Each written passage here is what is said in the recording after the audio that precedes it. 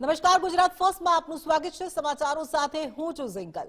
અમદાવાદ અને ગાંધીનગરના નાગરિકો માટે મોટા સમાચાર સામે આવી રહ્યા છે। આજે અમદાવાદ અને ગાંધીનગરમાં પડશે ભારે ગરમી। હવામાન વિભાગે બંને શહેરોમાં આપ્યું રેડ એલર્ટ। અમદાવાદ અને ગાંધીનગરમાં આજે ગરમીને લઈ અને રેડ એલર્ટ આપવામાં આવ્યું છે। અમદાવાદમાં ગરમીએ 7 વર્ષનો રેકોર્ડ તોડ્યો। અમદાવાદ અને ગાંધીનગરમાં આજે સાવચેતી રાખવી ખૂબ જરૂરી છે। બંને શહેરોમાં કારણ વિના બહાર નીકળવાનું ટાળવું જોઈએ। તો ઉત્તર પશ્ચિમી પવન ફૂંકાવાના કારણે આ ગરમીમાં વધારો થયો છે તેમ હવામાન વિભાગ દ્વારા કહેવામાં આવ્યું છે। તો અમદાવાદ અને ગાંધીનગરમાં અસહ્ય ગરમી અને ગરમીને લઈ અને અમદાવાદ અને ગાંધીનગર બંનેમાં આજે રેડ એલર્ટ આપવામાં આવ્યું છે। આજે બપોરના સમયમાં બહાર નીકળવાનું ટાળવું જોઈએ તેમ સલાહ આપવામાં આવી રહી છે। રાજ્યભરમાં ગરમીનો અનુભવ થઈ રહ્યો છે ત્યારે આજનો દિવસ અમદાવાદ અને ગાંધીનગર માટે ખૂબ સાવચેતી રાખવાની જરૂર છે કારણ કે આજે હવામાન વિભાગે રેડ એલર્ટ આપ્યું છે એટલે આજે મહત્તમ તાપમાન રહેશે। અને એટલું જ નહીં, છેલ્લા 7 વર્ષમાં અમદાવાદમાં આજે સૌથી વધુ ગરમી પડી રહી છે। અમદાવાદ અને ગાંધીનગરમાં ભારે ગરમીને લઈ અને રેડ એલર્ટ આપવામાં આવ્યું છે। રાજ્યભરમાં કાળઝાળ ગરમીનો અનુભવ થઈ રહ્યો છે। हीट वेव वार्निंग की बात करेंगे तो हीट वेव की वार्निंग दी गई है डे 1 से लेकर डे 4 तक। और मैक्सिमम टेम्परेचर की बात करेंगे तो मैक्सिमम टेम्परेचर आने वाले 4 दिनों के लिए नो लार्ज चेंज में रहेगा। उसके बाद टेम्परेचर में ग्रेजुअल फॉल होगा। और मैक्सिमम टेम्परेचर की बात करेंगे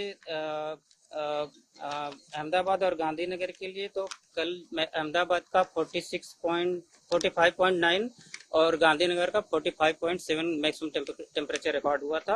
हीट वेव वार्निंग की बात करेंगे तो अहमदाबाद और गांधीनगर के लिए आज और कल के लिए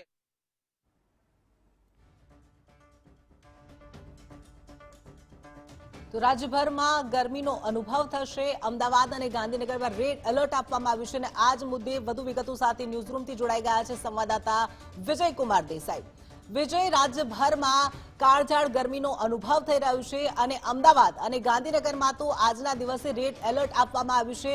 ભારે ગરમીને લઈ અને શું સાવચેતી રાખવી જોઈએ અને આગામી સમયમાં હવામાન વિભાગ દ્વારા તાપમાનને લઈ અને શું આગાહી કરવામાં આવી છે?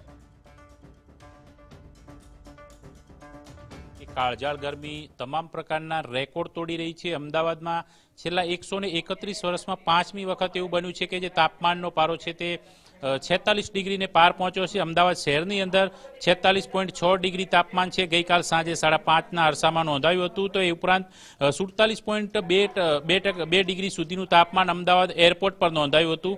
જો કે ગાંધીનગરમાં પણ પારો છે તે 46 ડિગ્રીને પહોંચ્યો હતો। એ સહિતના મોટાભાગના જે શહેરો છે કે જ્યાં પારો 44 ડિગ્રીને પાર છે। એટલે ગુજરાતમાં આકરો ઉનાળો અત્યારે ચાલી રહ્યો છે અને ગુજરાતવાસીઓએ ખાસ સાવચેતી રાખવાની પણ જરૂર છે। આપણે હવામાન વિભાગની જે આગાહી છે તેના પર જ નજર કરીશું, સમજીશું કે હજી પણ આગામી દિવસોમાં કયા પ્રકારનું વાતાવરણ રહેશે। તો આજના દિવસ દરમિયાન મોટાભાગના જે ઉત્તર ગુજરાત અને કચ્છના જે જિલ્લાઓ છે ઉપરાંત મધ્ય ગુજરાતના કેટલાક જિલ્લાઓ છે કે જ્યાં ઓરેન્જ એલર્ટની પરિસ્થિતિ રહેશે। તો એ સિવાય જે દરિયાકાંઠાના જે વિસ્તારો છે, જે જિલ્લાઓ છે કે જ્યાં ઉષ્ણ અને ગરમ ભેજવાળું હવામાન રહેશે એટલે કે ત્યાં બફારાનો અનુભવ છે લોકોએ કરવો પડશે।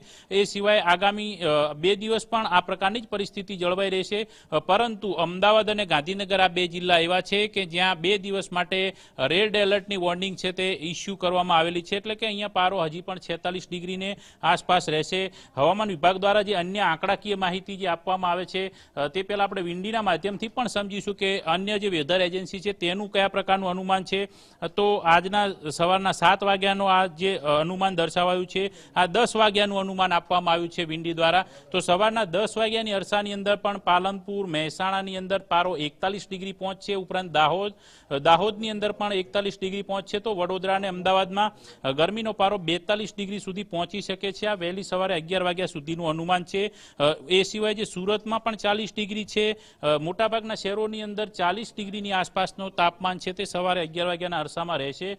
જેમ જેમ બપોર ચડતી જશે તેમ પારો ઘણો ઊંચો ઉચકાઈ શકે છે અને બપોરે 3 વાગ્યાના અરસામાં મહેસાણા, પાલનપુર, દાહોદમાં 44 અને 45 ડિગ્રી, તો અમદાવાદ ને વડોદરામાં 46 ડિગ્રી ગરમી છે તે નોંધાશે. એટલે મોટાભાગના શહેરોમાં આજે બપોરે ખાસ સાવચેતીની જરૂર પડશે, કારણ કે બપોરના સમયે તાપમાનનો પારો છે તે મોટાભાગે રેકોર્ડ તોડી શકે છે.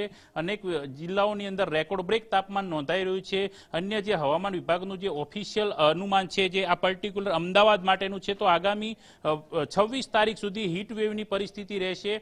અને જે 46.6 ડિગ્રી તાપમાન ગઈકાલે સાંજે 5:30ના અરસાની અંદર નોંધાયું હતું. એ સિવાય અન્ય જે જિલ્લાઓની અંદર પણ આ પ્રકારે પરિસ્થિતિ છે, તો આ અમરેલીનો મેપ છે કે જેની અંદર 44.4 ડિગ્રી તાપમાન છે તે નોંધાયું છે. નોર્મલ કરતાં 4 ડિગ્રી વધારે તાપમાન, એટલે એક જ દિવસની અંદર આટલો મોટો ઉછાળો છે તે નાગરિકોના આરોગ્ય પર સીધી અસર કરી શકે છે. એ સિવાય જે અન્ય બરોડાની અંદર વાત કરીએ તો આ વડોદરાની અંદર પણ 46 ડિગ્રી સુધી પારો પહોંચ્યો હતો, જે એકાએક 5 ડિગ્રી તાપમાનનો ઉછાળો દર્શાવે છે.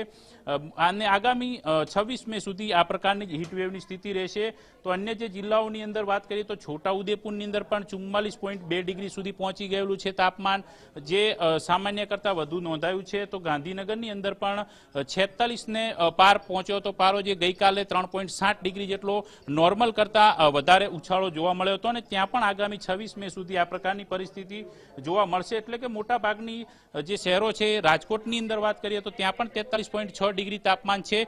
એટલે કે આગામી 26 તારીખ સુધી આ પ્રકારની જ પરિસ્થિતિ છે તે ગુજરાતના અલગ અલગ શહેરોમાં જોવા મળશે. ન માત્ર ગુજરાત પરંતુ દેશના 16 રાજ્યોની અંદર અત્યારે ગરમીનો પારો છે તે 45 ડિગ્રીને પાર પહોંચી ચૂક્યો છે. કારણ કે જે પ્રકારની પરિસ્થિતિઓ છે, જે પ્રકારનું વાતાવરણ છે તે જોતા જે ઉષ્ણ હવામાન આવી રહ્યું છે, અલ નીનોની ઇફેક્ટ છે તે પણ સમગ્ર દક્ષિણ એશિયાની અંદર વર્તાઈ રહી છે. અને તેના જ કારણે સતત ત્રીજા વર્ષે આ પ્રકારે હીટવેવની સ્થિતિ છે એશિયન કન્ટ્રીની અંદર જોવા મળી રહી છે. ન માત્ર ભારત પરંતુ અન્ય થાઈલેન્ડ, વિયેતનામ સહિતના જે દેશો છે ત્યાં પણ ગરમીનો પારો છે તે ઉચકાયેલો જોવા મળે છે. અને હજુ પણ ખાસ ગુજરાતની વાત કરીએ તો ગુજરાતમાં પણ આગામી 5 દિવસ સુધી આ પ્રકારની પરિસ્થિતિ રહેશે. જિંકલ. જી વિજય, તમામ વિગતો સાથે જોડાવા બદલ આપનો આભાર.